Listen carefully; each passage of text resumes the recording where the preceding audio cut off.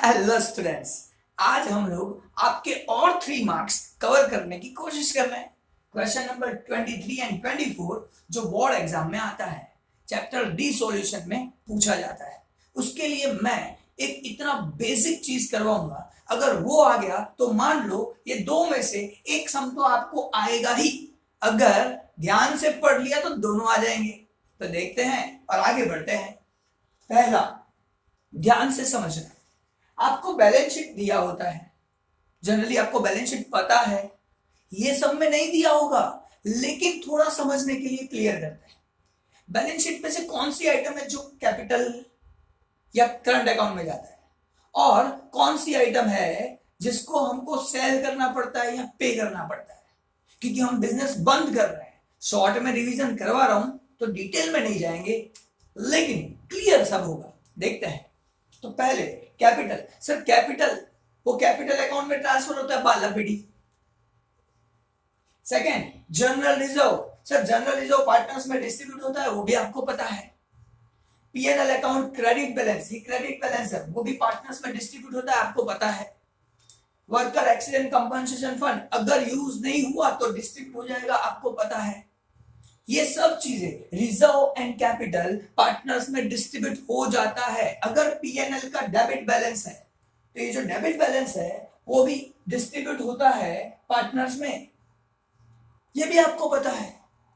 तो जो चीज डिस्ट्रीब्यूट होती है उसकी जर्नल एंट्री लिखना होता है अलग से, और जो चीज डिस्ट्रीब्यूट नहीं होता है वो हर चीज हम ट्रांसफर करेंगे रियलाइजेशन अकाउंट में, क्योंकि मुझे सब एसेट्स को सेल करना है और लायबिलिटी पे करना है।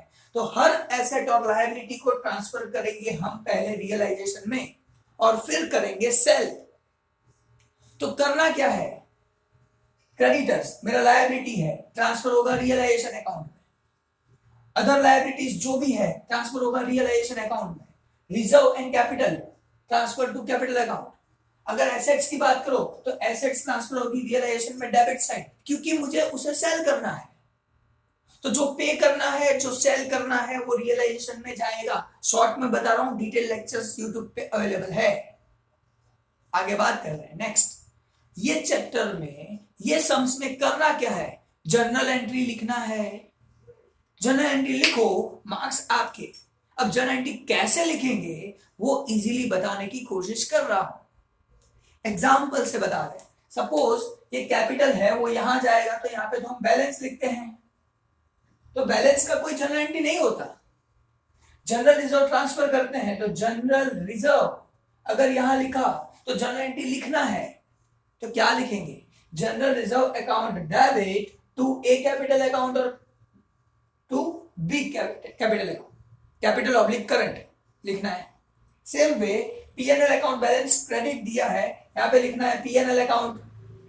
जनरल एंट्री क्या होगा, PNL account debit, PNL account debit to A capital to B capital. ये हो गया आपका general entry. Worker accident compensation transfer करो, worker accident compensation account debit to A account to B account, simple. Same way ये PNL अगर यहां आता है PNL, so A account debit A capital current account debit, B capital current account debit to profit and loss account. In short जो account में गया उसका नाम लिखना पड़ेगा। ये भी एक ट्रिक है, यहां पे शॉर्ट में बता रहा हूं।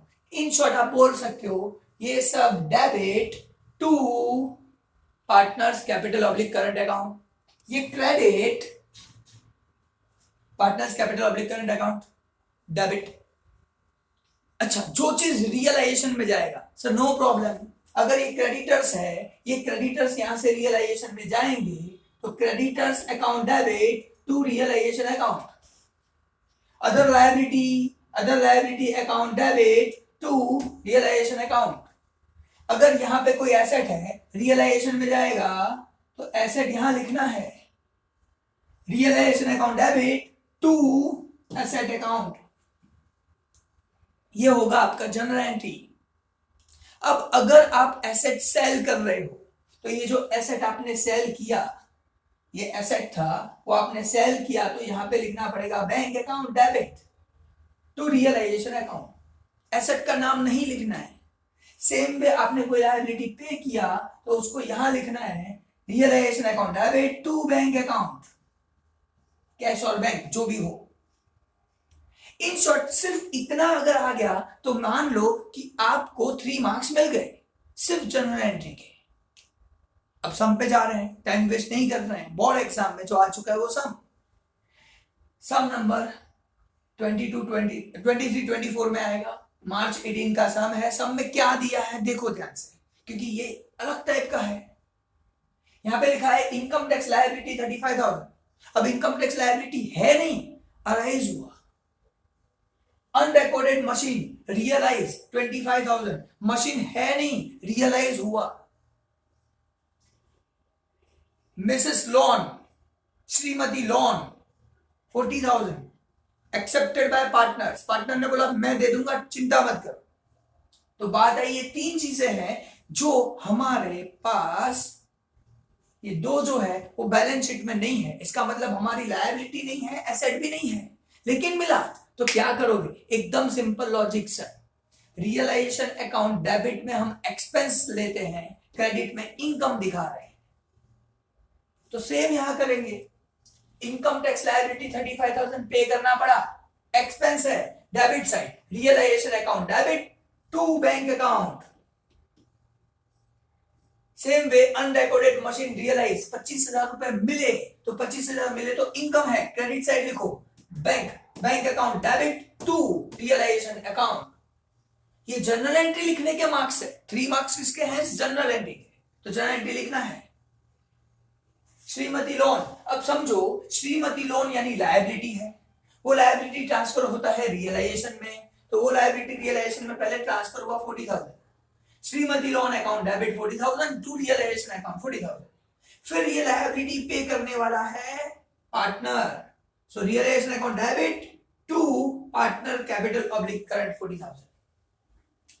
इन शॉर्ट दिमाग में सोचो कि कहां जाएगा, जनरल एंट्री आ जाएगी, मगअप मत करो, फटाफट लिखो। नेक्स्ट सेकेंड सम, मई 21 जुलाई 18 दोनों में आ चुका है। RBI are the partners, their P&L ratio 3:1. Now what is given? General reserve 18,000, P&L debit balance 12,000, worker accident compensation 18,000 given. ये 3 चीजें अवेलेबल है, तो लिख लेता हूं। होगा तो कहां होगा देख लो सर, बैलेंस शीट में जनरल रिजर्व यहां है, वर्कर एक्सीडेंट कंपनसेशन यहां होता है, और P&L डेबिट है इसीलिए यहां है, क्रेडिट बैलेंस होता तो यहां लिखता।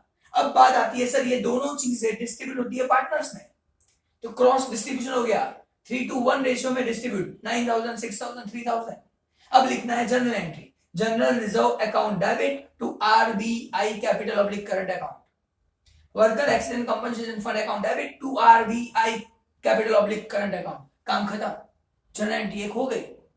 सेम वे ये डिस्ट्रीब्यूट होगा इन तीनों में, debit side, so RBI account debit to P&L account 6,000 4,000 2,000। ये 2 जनरल एंट्री 3 जनरल एंट्री करो, यानी आपका काम खत्म, 3 मार्क्स आपके। तो ये 2 बार पूछ चुके हैं, ये भी सम खत्म। And last sum from my side today, that is March 19 and May 21, ये भी 2 बार आ चुका है। इसमें है क्या, तो आपको सिंपल इंफॉर्मेशन है, total assets 4 lakh, from that current asset 40% which include 20,000 cash, इतना दिया है। क्या करेंगे, बैलेंस शीट बना लेंगे। तो मैंने बैलेंस शीट बना लिया, छोटा सा, टोटल एसेट लिखा 4 लाख, 4 लाख का 40% 1,60,000, ये 160 के अंदर 20,000 कैश है, यानी मान लो 140 अदर एसेट्स है, ये अदर करंट एसेट मिला। अब 4 लाख में से 160 गया, 240 फिक्स एसेट मिला। अब आगे क्या बोल रहा है, fix asset realise 120%, current asset realise 80%। तो मुझे क्या करना है, पहले तो उसे रियलाइजेशन में ले जाना है। तो ये जो 2 चीजें हैं, कैश है वो कैश अकाउंट में जाता है, उसको सेल नहीं करना होता, वो एसेट को सेल नहीं करते, लेकिन उसके अलावा सेल करते हैं। तो क्या है, फिक्स एसेट यहां से ले जाओ, यहां fix asset, other current asset 140, realisation account debit to fix asset account 240 to other current asset account 140। ये हो गया आपका जनरल एंट्री। और ये दोनों रियलाइज हुआ यानी सेल किया, इस साइड लिखा बैंक अकाउंट कितना 240 lakh 2,40,000 into 120 percentage because fixed asset realized 120%. So 240,000 into 120%, 2,88,000. Same way 1,40,000 into 80%, 1,12,000. Total amount received 4 lakh. That is my income. So received bank account debit to realization account by second entry. Sum complete. So student, what is the extra here? We have to make balance sheet. अगर balance sheet बना लिया फिर यहां से हम लोग realisation में ले जाएंगे सेल करने के लिए, और सेल करने के बाद पैसा आया बैंक अकाउंट। जनरल एंट्री ये दोनों का यूज करके करना है। फिर से डिटेल में पढ़ना हो तो लेक्चर है, ये तो क्विक रिवीजन फास्ट फटाफट करवाना है, मगब कर लो, खत्म कर लो बात, डन। सो ये 3 सम करोगे, गारंटी बोर्ड एग्जाम में 23 या 24 में से एक सम तो आएगा ही। So practice more and wait for my next lecture. Bye bye.